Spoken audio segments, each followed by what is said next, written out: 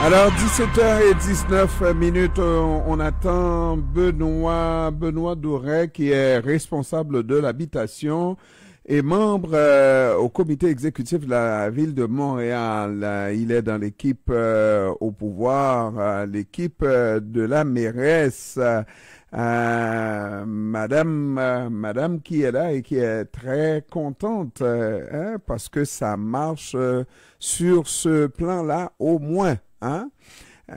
Pour la mairesse Valérie Plante et qui est fière d'annoncer des logements abordables. Hein? Vous allez voir, il est là, il est lui-même maire, il est responsable de l'habitation, il est membre du comité exécutif, il a beaucoup de titres. Je nomme, mesdames, messieurs, Benoît Douret. Bon après-midi, Monsieur Doré. Bon après-midi, vous allez bien? Mais je vais toujours bien, même quand ça va mal. Ça va mal pour nous au Québec, hein, avec les feux de forêt. Oui, c'est sûr que c'est assez malheureux. Ça se rajoute effectivement au quotidien, parfois difficile des gens. Mm-hmm. Donc non, effectivement, c'est pas une bonne nouvelle. La bonne nouvelle, par contre, c'est l'esprit de solidarité qui se dégage de ça, hein? Vraiment des autres provinces, pays également. Donc des efforts des États-Unis, efforts de la France également pour venir combattre les feux de forêt. Donc ça, c'est au moins quelque chose de bien. Dans l'adversité, parfois, on peut sauver. Absolument, absolument. Et de voir aussi que, et constater que nous sommes, le monde, un village global. Avec la fumée, on est en train d'envoyer aussi les résultats de ces feux de forêt-là jusqu'aux États-Unis. Les résultats avec le smog qui est visible dans le Big Apple. Alors, donc, on fait très attention, et quand on fait attention, c'est pour nous, mais c'est pour le monde entier, pas vrai? Oui, tout à fait, tout à fait. Puis il y a toujours des précautions à prendre, hein, pour les gens qui ont des problèmes pulmonaires.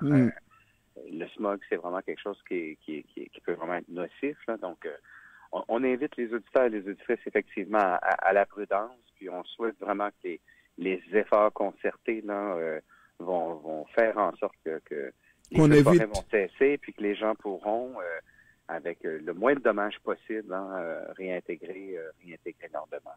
Bon, voilà. Et là, ici à Montréal, on travaille et puis on a de bonnes nouvelles à annoncer. Moi, je tiens, lorsque je vois de ces bonnes nouvelles-là, j'entends de ces bonnes nouvelles qu'on en parle, parce que quand il s'agit de mauvaises nouvelles, on fait la gorge chaude. Montréal qui décaisse pour des logements abordables. Et dans l'article que j'ai sous mes yeux, on nous dit que c'est pour la troisième fois en moins d'un an, que la ville de Montréal va payer plus cher une évaluation d'un immeuble, évaluation foncière, pour convertir tout ça en logement abordable. Expliquez-nous la chose, monsieur le maire. C'est effectivement une bonne nouvelle. C'est une bonne nouvelle qu'on puisse faire en sorte de créer du logement abordable. S'assurer là qu'il y ait des logements dans le parc de logements existants qui restent abordables. Rester abordable, ça veut dire respecter la capacité de payer des ménages.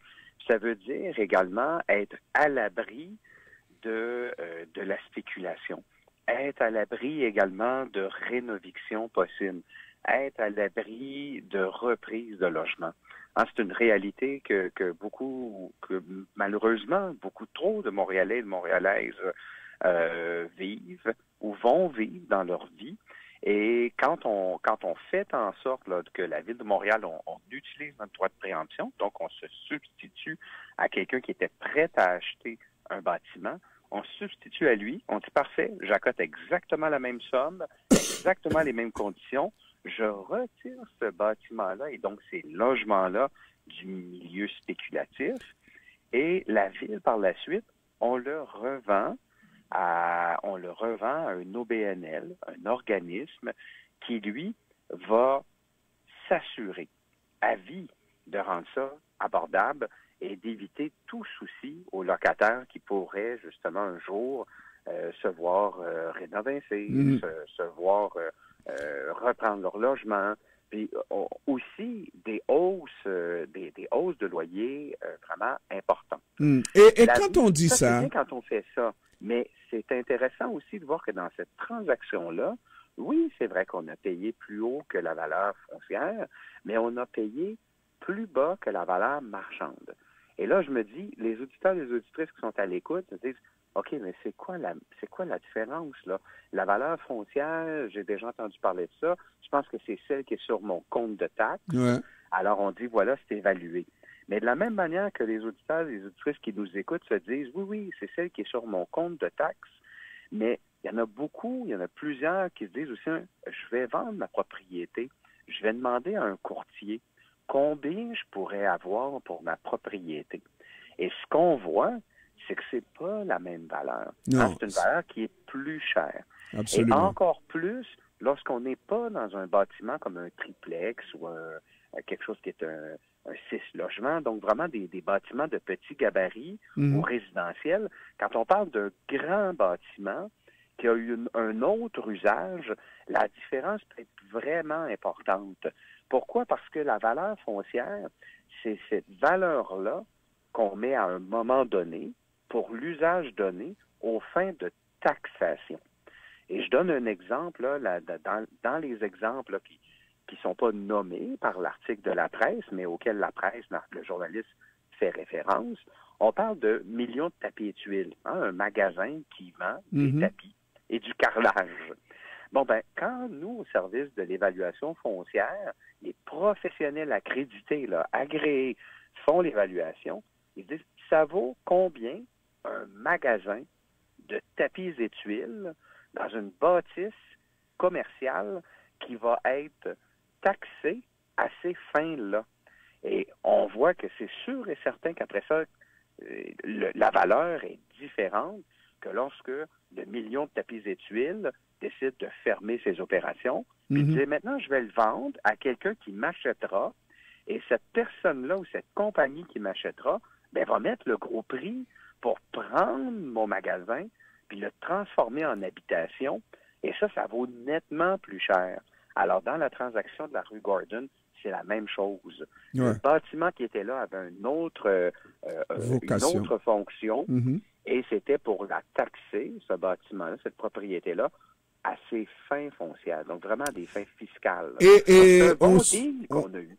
On se dit, lorsque la ville a décidé de payer plus cher que l'évaluation foncière,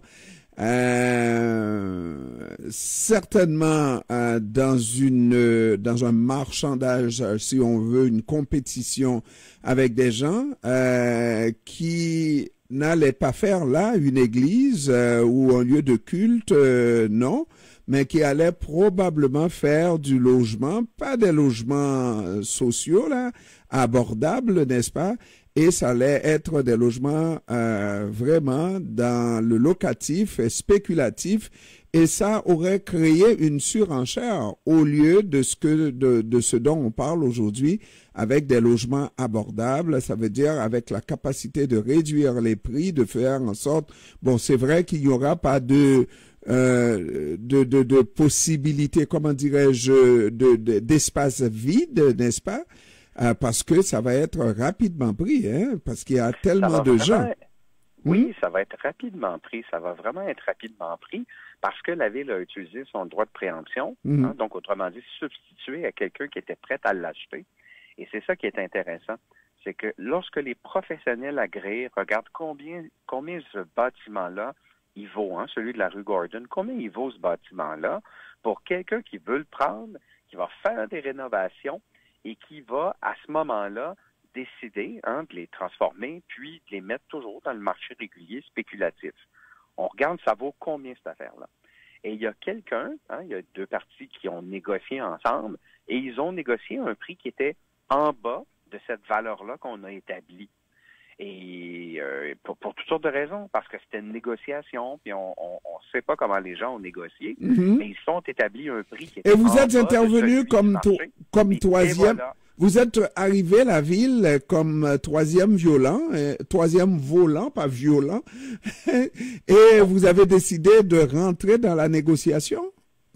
En fait, c'est que c'est le droit de préemption, c'est un instrument légal, hein. C'est un droit qui est vraiment bien balisé là, Mais qui se joue... légalement, puis qui fait en sorte que quand la transaction va avoir lieu entre les deux parties, ben, comme on l'a mis sous droit de préemption, donc on a vraiment mis quelque chose là, vraiment au registre foncier, ben, celui qui vend est obligé de prendre l'offre d'achat acceptée et il la transfère à la ville. Et la ville mais est-ce que jours pour dire est-ce qu'on accote la même chose ou on laisse la transaction? Est-ce que, sachant très bien que vous aviez un intérêt, la ville avait un intérêt pour cet édifice-là, est-ce que les deux parties ne pourraient pas s'entendre justement pour augmenter le prix? Oui, tout à fait. Ils pourraient effectivement s'entendre pour essayer de faire augmenter le prix. Et à ce moment-là, ce qui est intéressant, c'est qu'on aurait vu une transaction plus haute que ce que les professionnels évaluent dans le marché libre. Or, la transaction dans laquelle nous sommes intervenus, elle est en bas de cette valeur-là. Donc, c'est ça qui est vraiment intéressant. Oui, elle est plus haute que la valeur de taxation, mais elle est vraiment en deçà de ce que le marché actuellement dicte comme prix. Alors, est-ce que la ville très heureux. Est-ce que la ville compte continuer dans ce type d'action-là pour faire en sorte qu'il y ait plus de logements sociaux, plus de logements abordables dans la métropole, parce que ça fait défaut à la population, surtout les gens les plus démunis, les femmes monoparentales et tout ça? La réponse courte, c'est oui. La réponse un peu plus longue, c'est oui parce que nous avons réservé dans notre budget beaucoup d'argent. Et là, les auditeurs et les auditrices se disent, mais beaucoup d'argent, ça veut dire combien? Parce que ça coûte cher, des propriétés.